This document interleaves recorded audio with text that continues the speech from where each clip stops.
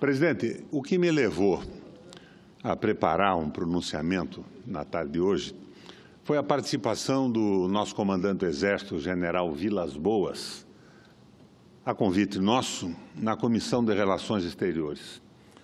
O general fez observações muito claras sobre a paralisação da economia e do desenvolvimento do Brasil em função da Guerra Fria e se estendia também explicando que estávamos entrando numa outra entaladela global, que é a guerra geopolítica, a disputa dos blocos.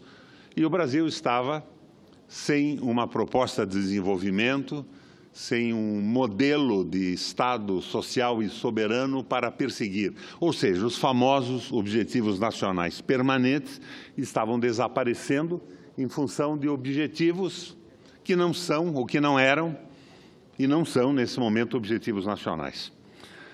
Em função disso, e com preocupações levantadas naquele momento, preparei, senador Alídio Zamata, esse pronunciamento, que, como disse, será um pouco mais extenso que os 10 minutos, acordo com a mesa e com o plenário. Senhores e senhoras senadores, brasileiros conectados à rede de comunicação do Senado, hoje quero conversar com o Brasil sobre a necessidade, a urgência de uma estratégia nacional para o petróleo. Peço especial atenção dos senhores militares do Brasil, das nossas Forças Armadas, que nessas últimas semanas disseram estarem preocupados com o Brasil, mas quando falam, atêm-se aos movimentos táticos da política brasileira, ao marulhar nas ondas e não ao eixo, ao epicentro, ao núcleo central dos acontecimentos. Tenho notado pronunciamentos fora de foco. E hoje, o ponto nuclear é a destruição da soberania nacional, com destaque à entrega quase gratuita do petróleo brasileiro às transnacionais. Vejam só, o Brasil tem uma das maiores reservas de petróleo do mundo e não tem uma estratégia clara para a sua exploração e para o seu uso. Por sorte, senador Hermano, tivemos no passado dirigentes da Petrobras que, de uma forma quase intuitiva, estabeleceram linhas de atuação de grande eficácia para a empresa até torná-la uma das maiores petrolíferas do mundo, culminando com a gigantesca descoberta de óleo e gás no pré-sal. Mas, nesses últimos 3 anos, prevaleceu a mediocridade. E o que se construiu da Petrobras no passado começou a ser destruído. Senadores, barril por barril. Desgraçadamente, a mediocridade não diz respeito apenas ao exercício de uma administração desastrada por parte de dirigentes impertinentes e incompetentes. É que eles não têm sequer a percepção do interesse nacional, encarnado na Petrobras, inserido na sua história e projetado no futuro. O senhor Pedro Parente e seus diretores, assim como gestores da ANP, são arrivistas que chegaram à direção da Petrobras e do Sistema Nacional de Petróleo com a missão política de esquartejá-la, degradar seus serviços e facilitar sua privatização aos pedaços, como fizeram com oleodutos e como ameaçam fazer com a BR Distribuidora e as nossas refinarias. Não é preciso acentuar que nessas ações falta uma visão estratégica, e isto me levou ao propósito desse pronunciamento. À medida em que nem o governo, nem a Petrobras, nem as Forças Armadas o fazem, tentarei esboçar o que me parece essencial para o país: uma estratégia nacional para o petróleo. Isso diz respeito a todos nós. O petróleo é estruturante na economia e maior contribuinte potencial para o bem-estar dos brasileiros. No entanto, não estamos sabendo ou querendo utilizá-lo. Sabemos menos ainda o que convém fazê-lo ao longo do tempo. Distribuí-lo racionalmente, por exemplo, entre o consumo interno, senador Dário, e a exportação. Falo com base em recentes depoimentos de dois grandes especialistas: Hildo Sauer, ex-diretor da Petrobras e participante ativo na descoberta do petróleo no pré-sal, e Felipe Coutinho, atual presidente da EPET. Ambos partem de um ponto essencial, a saber, que não temos uma estratégia para o petróleo e que o petróleo é tratado, notadamente, pelo governo como uma commodity qualquer. Soja, milho, algodão. Isto é um escárnio, um desleixo, e é essa desídia que é tão escandalosa que parece necessário lembrar ao presidente da Petrobras que o petróleo e seus derivados estão presentes nos transportes, na eletricidade, nas comunicações, internet, celulares, nos sistemas de aquecimento, na indústria, na extração mineral, na agricultura, nos fertilizantes, no processamento e distribuição de alimentos, nos pesticidas, numa infinidade de plásticos, na infraestrutura, nas Forças Armadas, senador Dario. Que o petróleo, Pedro Parente, responde com o carvão e o gás por 86% da energia consumida no planeta e é insubstituível a curto e médio prazo em termos de qualidade, quantidade e preço, já que as notáveis energias renováveis, a despeito de seu valor romântico, respondem por apenas 5% do consumo mundial. Enquanto isso, agora cito Felipe Coutinho, presidente da Associação dos Engenheiros da Petrobras. Pedro Parente, o atual presidente da Petrobras, afirma que o petróleo é uma simples commodity, ou seja, é uma mercadoria qualquer, como outros produtos de origem primária, negociados na Bolsa de Valores de qualidades e características uniformes, que não são diferenciados de acordo com quem os produz ou por sua origem, sendo o seu preço uniformemente determinado pela oferta e procura internacional. Senadora Fátima, eu tinha feito um acordo para a extensão do meu tempo. Obrigado, já vi que isso foi colocado. Sem nenhum caráter estratégico, portanto, tratado como uma commodity substituível. Essa ausência de visão estratégica se reflete internamente até no dia a dia da população.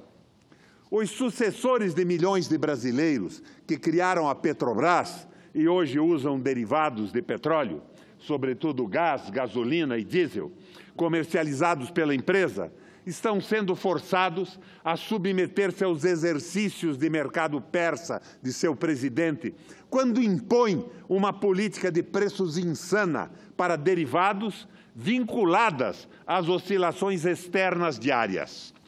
Um simples algoritmo resolveria o problema de relativa estabilidade dos preços internos e a justa remuneração da Petrobras. Não! O consumidor precisa sofrer com a variação dos preços para aprender o que é uma economia neoliberal, entre aspas, eficiente. Pensam e praticam esses nécios, esses apedeutas do sistema que governam a nossa política de petróleo. Mas quais seriam os requisitos para uma estratégia nacional para o petróleo? Em primeiro lugar, seguindo a sugestão de Sauer, seria preciso medir efetivamente as reservas. Temos algo como 100 bilhões de barris já medidos, mas poderíamos chegar, com uma medição mais precisa, a 300 bilhões. Até o momento, não houve determinação à Petrobras, nem a Petrobras pediu autorização para completar o processo de medição. Um grande volume de reservas medido poderia facilitar a entrada do Brasil no clube dos exportadores. Dessa forma, participando do clube dos exportadores, poderíamos, conjuntamente com a OPEP, com a Rússia e, eventualmente, com o México e o Canadá, equilibrar o poder dos produtores com o poder dos grandes consumidores, que são a Europa Ocidental e os Estados Unidos. Além disso, o volume medido de forma realista poderia dar um caráter mais racional aos leilões, se é que se devem fazer ainda leilões do pré-sal. Outra decisão estratégica é determinar o que queremos fazer com o nosso petróleo. A energia petrolífera, essa energia barata, fácil de transportar, usada no lugar de uso, insubstituível em termos econômicos, está associada diretamente ao desenvolvimento econômico e ao nível de bem-estar das populações. A renda de um país pode ser medida com o seu uso, o uso que faz do seu petróleo. Quanto petróleo consome na realidade? Portanto, só um estudo estratégico de profundidade, isento de influências de lobistas, principalmente internacionais, pode nos sinalizar em que medida vale a pena acelerar a produção, recebendo em troca dólar-papel, ou controlá-la racionalmente para assegurar a longo prazo o uso interno de nossas reservas petrolíferas. Uma terceira decisão estratégica diz respeito a inserir a indústria do petróleo no escopo maior da indústria brasileira. Temos que voltar ao princípio do estímulo ao uso de conteúdo local na cadeia produtiva do petróleo, especialmente na indústria naval. Se houve distorções nesse processo, não cabe extingui-lo, mas aperfeiçoá-lo, corrigi-lo. Do contrário, a despeito da considerável riqueza que possuímos, como nação, voltaremos à posição clássica do exportador de matéria-prima e importador de bens e serviços industrializados e processados, como, aliás, já está acontecendo, tendo em vista a política antinacional, primário exportadora e anti-industrial do atual governo brasileiro. Uma quarta decisão estratégica deve redefinir o modelo de exploração do petróleo, restaurando, se for o caso, a participação obrigatória da Petrobras na exploração dos campos.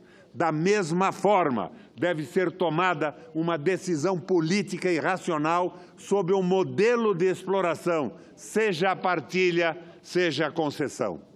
Em qualquer hipótese, o Brasil deve manter o controle majoritário dos fluxos de produção e das reservas, inclusive como condição para participar soberanamente da política internacional do petróleo. Uma quinta decisão estratégica deve incluir as Forças Armadas nas definições de segurança energética e da defesa.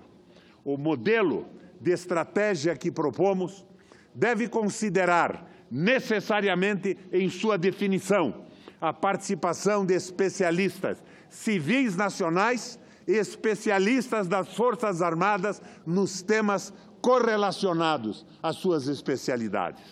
Finalmente, o governo deve submeter a Petrobras aos objetivos estratégicos do país, no que diz respeito, principalmente, a seu programa de investimentos. Compreende-se que a Petrobras é uma empresa de economia mista, que deve prestar contas a seus acionistas. Entretanto, seu controlador majoritário, o povo, tem objetivos superiores da empresa. É o povo que deve determinar, conforme o seu projeto e as suas necessidades, o uso do petróleo brasileiro. Assim, uma vez respeitados os limites mínimos de distribuição de dividendos, a Petrobras deve orientar seus orçamentos para ampliação de sua capacidade produtiva e de desenvolvimento tecnológico. Em lugar de uma estratégia de investimentos, a atual direção da Petrobras, desafiando os interesses nacionais, está colocando em curso um projeto de desinvestimento de extrema audácia que chega agora às refinarias sob forma antes testada de privatização retalhada. Querem acabar com o sistema de refinamento de petróleo no Brasil.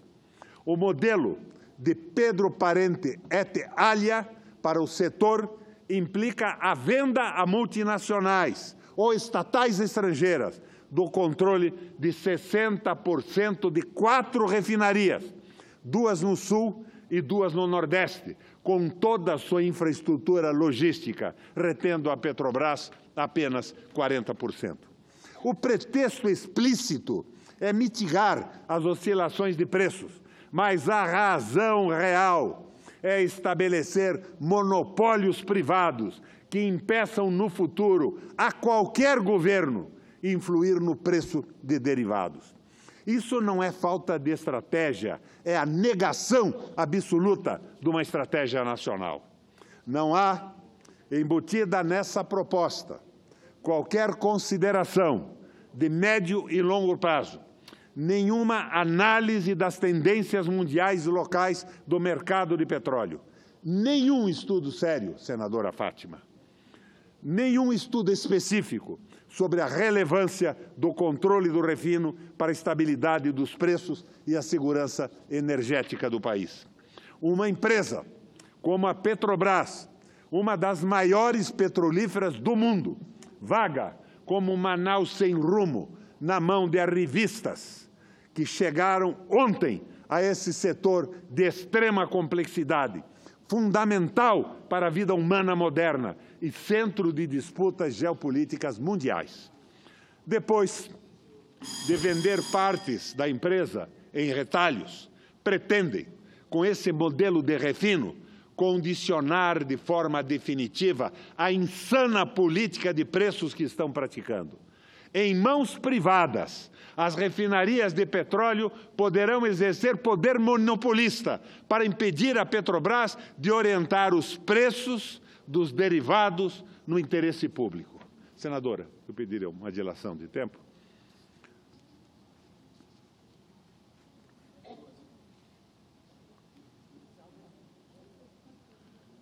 É verdade que a Petrobras hoje, na mão dos privatistas, já faz uma política de preços erráticos, em detrimento do consumidor brasileiro. Entretanto, eles temem que, no futuro, essa política possa ser revertida. Daí o plano de entrega das refinarias, de forma a escravizar a Petrobras aos interesses das grandes petrolíferas mundiais. O engenheiro Felipe Coutinho, que citei antes, observa que a decadência visível das grandes petrolíferas privadas no mundo se deveu, sobretudo, à sua política de geração de resultado para acionistas em curto prazo. Deixaram de investir, terceirizaram muitos serviços, perdendo especialistas e tecnologia, revelando-se incapazes de conservar e recuperar suas reservas de petróleo. O Brasil não deve seguir este caminho, ditado pela financiarização mundial e pela banca, e que, no campo das políticas de pessoal, tende a ser seguido por Pedro Parente. Contudo, pelo menos no caso da Petrobras, ainda está em nossas mãos evitar a síndrome da globalização exacerbada e o domínio absoluto dos banqueiros e das petroleiras, cujo maior investimento no Brasil nos últimos anos tem sido comprar aliados espúrios. Aprendi com os militares a compreensão do que sejam objetivos nacionais permanentes. Pergunto a eles, especialmente aqueles tão preocupados e envolvidos com os últimos acontecimentos políticos. Pergunto, Como pensar em objetivos nacionais permanentes, abrindo mão da soberania sobre o petróleo? Com que energia movimentar o desenvolvimento nacional? Com discursos sobre moralidade? A moralidade está prejudicando a democracia? A falta de moralidade? Enquanto ficamos aqui bradando contra a corrupção, distraindo-nos com suas peripécias conjunturais, levando o nosso petróleo e o nosso futuro. Embora, na alienação absoluta de uma administração rigorosamente irresponsável. Que impunidade maior do que essa, senadores? Que impunidade maior do que essa, brasileiros? Que impunidade maior do que a entrega do petróleo, das terras, do espaço aéreo, da plataforma marítima, da tecnologia aeronáutica? E esta impunidade, senador Viana, juiz algum, nenhum justiceiro, nenhum membro do Ministério Público, nenhum delegado da Polícia Federal, nenhum jejuador, nenhuma carcereira ousam combater. Quem, então, ousa reagir? Quem se habilita a reagir? Eu não dirigi esse pronunciamento e esta sugestão de política de petróleo a jejuadores, a juízes irresponsáveis que prometem cusparadas e pontapés em políticos que têm a coragem de levantar as suas ideias e defender o seu país. Eu dirigi esse pronunciamento a patriotas que acredito que, embora não estejam aparecendo com clareza, existam no Ministério Público, no Judiciário, nas Forças Armadas e no Brasil. E, fundamentalmente, pelo menos existam aqui, nesse Senado e no Congresso 30 Nacional. segundos, senhor presidente. Com prazer, uma parte ao senador Jorge Viana. Por gentileza. Eu agradeço, senador Requião, e confesso que não passarei de 1 minuto, porque eu sei que tem muitos colegas que pretendem falar, e eu também. Mas talvez nunca o Brasil precisou tanto do nacionalismo brasileiro verdadeiro como agora. Nós presenciamos uma página triste da história naquela apreciação e votação do impeachment, que tinha como base, diz que proteger a Petrobras, proteger o país do governo da presidente Dilma. A verdadeira destruição da Petrobras está ocorrendo, vendendo, entregando o patrimônio nacional. E Vossa Excelência traz um espírito da alma do brasileiro de defender o país, independente das ideologias. Isso deveria nos unir a todos. Nós temos o governo mais impopular da história ali do Palácio, mas está cumprindo um papel também, que eu diria vergonhoso, de entregar e de desmontar o Estado brasileiro, acabar com as políticas sociais que o presidente Lula construiu e que chamou a atenção do mundo exatamente por isso. Então, senhor senador Requião, Vossa Excelência que foi prefeito, governador e hoje um dos grandes senadores da República, traz um discurso que talvez possa nos unir, porque o Brasil está desunido. Nós estamos numa espécie de todos contra todos. De certa forma, todos erramos, uns mais, outros menos, mas nós podemos nos juntar para tentar acertar e salvar o Brasil, porque os justiceiros não vão salvar o Brasil. Aqueles que estão agindo fora da lei, da Constituição e agindo em nome dela, não vão salvar o Brasil.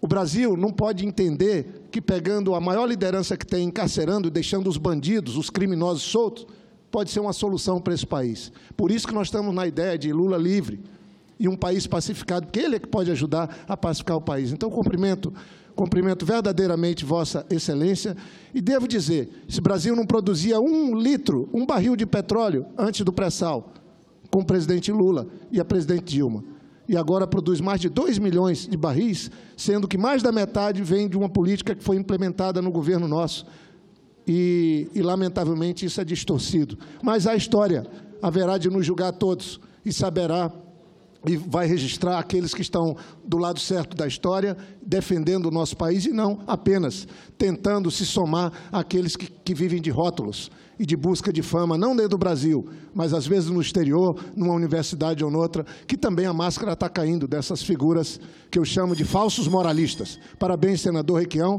e eu, como brasileiro, só quero seguir trabalhando pelo nosso país. Obrigado. Senador Viana. Depois do pronunciamento do general Vilas Boas na Comissão de Relações Exteriores, eu pensei em fazer esse discurso. Eu vinha preparando, estudando, aprofundando-me um pouco na política necessária de petróleo para o país. Eu não segui outros caminhos de propor escarradas nas pessoas que não pensam como eu penso. Eu não resolvi jejuar e fazer orações para colocar na cadeia presos sem base material para fazê-lo. Eu resolvi fazer esse discurso acreditando que nas Forças Armadas, no Judiciário, no Congresso Nacional, no Ministério Público, nós temos patriotas. Eles estão quietos, estão encolhidos. Eu não posso imaginar que na cabeça dos juízes brasileiros passe, de uma forma coletiva, a ideia de cusparadas e pontapés em parlamentares e aeroportos. Esse tipo de idiotia não é o tipo de idiotia que se espera da magistratura brasileira. E eu fico chateado quando vejo figuras importantes do nosso Exército falarem no risco da democracia com a corrupção. Corrupção tem que ser combatida, ladrão tem que ir para a cadeia, mas nós estamos atrás do biombo desta falsa luta pela corrupção, vendo destruída a soberania brasileira. Um Estado montado ao longo de décadas, consolidado os direitos sociais que desaparecem de uma hora para outra. Nós estamos na mão do capital financeiro. Perceba que eu não falei nem imperialismo americano, porque os americanos, na mão do capital financeiro, sofrem a sua regressão econômica, o desemprego e a pobreza também, que deu origem à eleição do Donald Trump. Então,